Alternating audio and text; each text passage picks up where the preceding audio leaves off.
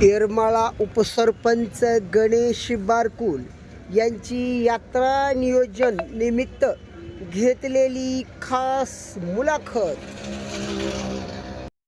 येडेश्वरी यात्रेला 2 एप्रिल पासून सुरुवात होत आहे। नेमकी काय तयारी केली आपण ग्रामपंचायत प्रशासनाने? नमस्कार, मी गणेश बारकुल, येरमाळा ग्रामपंचायतचा उपसरपंच आहे। आता या वर्षीची येडेश्वरीची चैत्र पौर्णिमेची यात्रा 2 एप्रिलपासून सुरू होत आहे।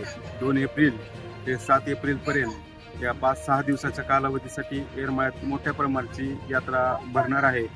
आणि या यात्रेला दरवर्षीप्रमाणे ग्रामपंचायत कार्यालयातर्फे गावकऱ्यातर्फे पूर्ण भाविकांसाठी तयारी केली जाते।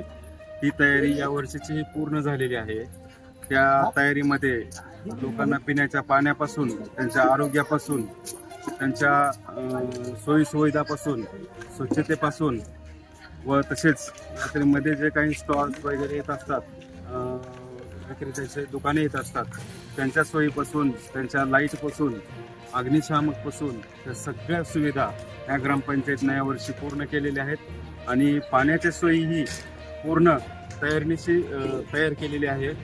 यासाठी सर्व प्रशासनाला पत्रव्यवहार करून त्यांच्याकडून प्रत्येक यात्रेला लागणाऱ्या कुठल्याही पूर्ततेची पत्रव्यवहार करून त्यांच्याकडून तयारी करून घेतली जायचं आहे। त्याच्यामध्ये महसूल असेल, पोलीस विभाग असेल, आरोग्य विभाग असेल, त्याच्यामध्ये अन्न भेसळ असेल, इतर सर्व खात्याशी संपर्क साधून त्यांच्याकडून आम्ही पूर्णपणे यात्रेची तयारी करून घेत आहोत। त्याचबरोबर येडेश्वरी देवस्थान ट्रस्टही त्यांच्या पद्धतीने भाविकाच्या सोयीसाठी पूर्णतः तयारी करून भाविकांना कसं सुखाची यात्रा होईल आणि दर्शन व्यवस्थित होईल आणि यात्रा चांगल्या पद्धतीने पाहण्यास मिळेल या दृष्टीने आम्ही सर्व तयारी केलेली आहे। येडेश्वरी देवीची यात्रा ही 5 नंबरची यात्रा आहे। शासनाकडून काय अनुदान वगैरे आपल्याला मिळतंय का?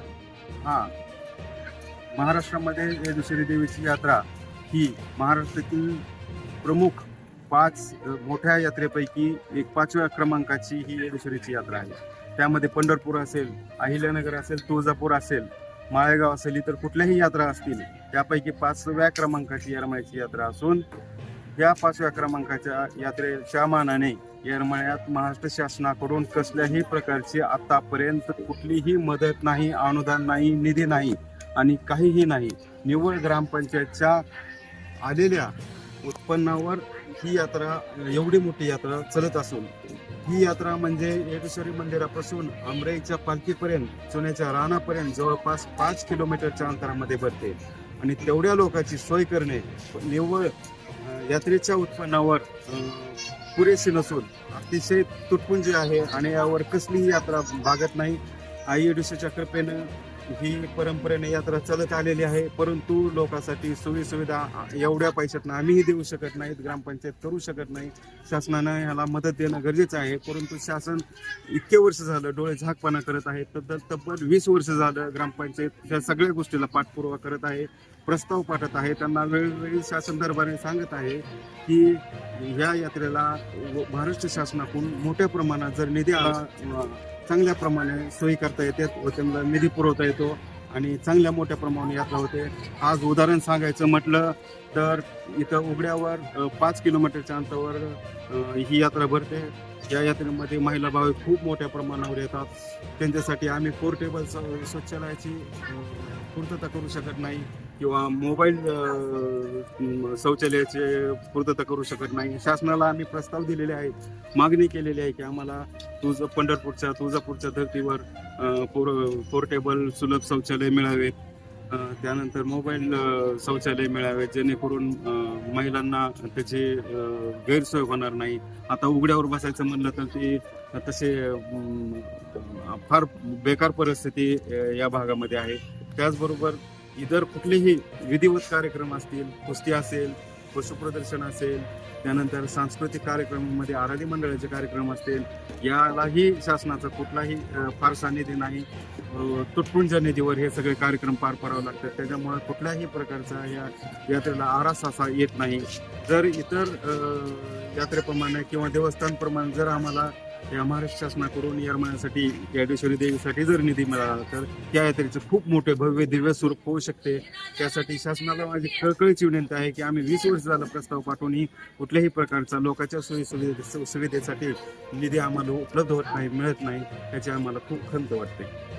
मग पुढली काय प्रोसिजर आहे तुमची या अनुदानासाठी? पुढली आंदोलनासाठी शासनाशी तुमची काय नेमकी प्रोसिजर आहे? पुढली काय करणार तुम्ही? या आम्ही वेळोवेळी शासनाला सांगतो, प्रस्ताव देऊन निवेदन देऊन सांगतो किंवा प्रस्ताव पाठवून मंत्रालयापर्यंत पोहोचवले की आम्हाला कमीत कमी त्या यात्रेसाठी 50 लाख रुपये जर तुम्ही निधी दिला यात्रेसाठी, यात्रे काळासाठी, तर आम्ही लोकांच्या सोयीसुविधा पूर्ण करू शकू. त्यांना सगळ्या सुविधा पूर्ण करून, सगळे टॉयलेट्स असतील, त्यांच्या स्वच्छतेचा प्रश्न असेल, आरोग्याचा प्रश्न असेल, त्यांना ज्यावेळेस लोक उघड्यावर बसतात येतात त्यांना सावली नसते तर त्यासाठी टेंट असते, त्यांना सावलीची सोय करता येईल, त्यांना भक्त निवासाची सोय करता येईल. अशा पद्धतीने आम्हाला त्या उपयोगाची सोय करता येईल, कुस्तीला पैसे खर्च करता येतील, महाराष्ट्रातनं चांगले मल्ल तयार होऊन इथं येतील. त्यानंतर पुन्हा पशुप्रदर्शन आम्हाला चांगल्या पद्धतीने भरवता येईल. महाराष्ट्रातल्या जेवढे काही पशुधन आहे ते इथं उघड्या मैदानात त्याचं प्रदर्शन चांगल्या पद्धतीने होईल आणि यात्रेला मोठ्या प्रमाणात आरास येईल आणि भाविकांची संख्याही वाढेल आणि येरमाळ्याचं नावही होईल. आपण शासन दरबारी योजनांसाठी पाठपुरावा करतात, मग नेमकी काय त्रुटी राहते की शासन ते आपले पूर्तता करू शकत नाही, त्याबद्दल काय सांगाल? शासन आतापर्यंत कसं झालंय की आमदार जो असतो तो आमदार वेगळ्या पार्टीचा असतो, सत्ता वेगळ्या पार्टीची असते, पालकमंत्री तिसऱ्याच पार्टीचा असतो आणि हे सगळा अवमेळ होतो. आमदार कधी लक्ष देत नाही, खासदार तर कधी देत नाही, त्याच्यानंतर पुन्हा पालकमंत्री वेगळ्या पार्टीचा असल्यामुळे त्यांच्याकडे कोणी जायचं, त्यांच्याकडे पाठपुरावा कुठं करायचा, पुन्हा शासन वेगळ्या पद्धतीचं असतं, ती तेवढा रिस्पॉन्स देत नाही. जेणेकरून त्याला स्थानिक एक संधी अधिकाऱ्यांनी म्हणजे क्लास 1 अधिकाऱ्यांनी, कलेक्टर असतील, डेप्टी कलेक्टर असतील, तहसीलदार असतील, ह्यांनी जवळ ही बाब दखल घेत नाहीत किंवा सिरियस होत नाही तोपर्यंत ह्याचा पाठपुरावा होणार नाही. कारण लोकप्रतिनिधी हे 5 वर्षापूर्वी किंवा 2.5 वर्षापूर्वी राहतात आणि वेगवेगळ्या पार्टीचे येतात. कुठल्या पार्टीचं घेणं देणं असतं नसतं आणि त्यांचे कार्यकर्ते त्या गोष्टीचा पाठपुरावा करतात नाही करतात, या सगळ्या गोष्टी सगळ्या वेगवेगळ्या पडतात किंवा ह्याचा काही ताळमेळ लागत नाही. परंतु अधिकाऱ्यांना कंपल्सरी यात्रा पार पाडावी लागते. त्यामुळे अधिकाऱ्यांना पुढाकार घेऊन जर समजा शासन दरबारी हे मुद्दा मांडला की बाबा ही करणं गरजेचं आहे, जेणेकरून हा ताण आमच्यावरचा म्हणजे शासनावरचा अधिकाऱ्याचा कमी पडतो, त्यासाठी शासनाच्या अधिकाऱ्यांना तर थोडासा पुढाकार घेणं गरजेचं आहे. यासाठी लोकप्रतिनिधी ज्या वेळेस आम्ही मागणी करतो त्यावेळेस होय म्हणतात, तिथं मांडायचा प्रश्न जो खरे तर हा प्रश्न मंत्रिमंडळात मांडण्यासारखे आहे की करून माळेगावला जसं की विलासराव देशमुख साहेब असतील, गोपीनाथ मुंडे असतील, यांनी तिथल्या यात्रेसाठी विधिमंडळामध्ये म्हणजे मंत्रिमंडळामध्ये निर्णय घेऊन अक्षरशः जिल्हा परिषदकडून दरवर्षी यात्रेला 25 लाख रुपये कंपल्सरी निधी उपलब्ध करून दिला आहे. त्यामुळं माळेगावची यात्रा ही पूर्ण चांगल्या पद्धतीने भरते, जेणेकरून सगळ्या सोयीसुविधा चांगल्या आणि लोकांना कुठलीही तिथं उणीव भासत नाही, या पद्धतीने तिथली यात्रा होते. पंढरपूरचंही तेच आहे, तुळजापूरचं तेच आहे, सगळ्या महाराष्ट्रभर सगळे शासनाचं मंत्रिमंडळ तिथं जातं, शासन तिथं जातं, सगळी तयारी यात्रेची करतात वारीच्या वेळेस. पण आमच्या इथं कुणीही येत नाही, कुणीही दखल देत नाही, कुठल्याही पद्धतीचं निधी नाही किंवा अधिकारीही कुठले सिरियस घेत नाही. ही आमच्यासाठी मोठी खंत आहे. आपल्या धाराशिव जिल्ह्यामध्ये 2 आमदार आहेत, खासदार आहेत, यांनी याविषयी विधिमंडळामध्ये प्रश्न उपस्थित केला पाहिजे, याबद्दल आपण काय बोलू शकतो?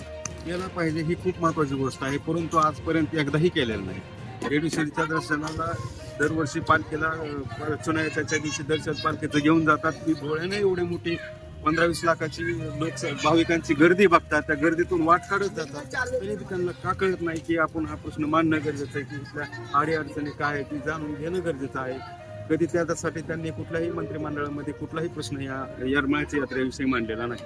मग आता प्रशासनाकडून किती मदत मिळू शकते, अगर निधी मिळू शकतो तुम्हाला आताच्या यात्रेसाठी, समजा अगर प्रत्येक यात्रेसाठी स्थानिक प्रशासन इथल्या जे काय मंदिर देवस्थान ट्रस्ट असेल किंवा इथला जे काही विकास करायचा असेल कायमस्वरूपी, तर पर्यटन विकास महामंडळाकडून बी आपल्याला निधी मिळू शकतो आणि त्या दृष्टीने आम्ही प्रत्येक वेळेस रस्त्यासाठी असतील किंवा मंदिर विकासासाठी असेल किंवा आमराई विकासासाठी असेल किंवा पालखी मार्गासाठी आम्ही निधी मागतो.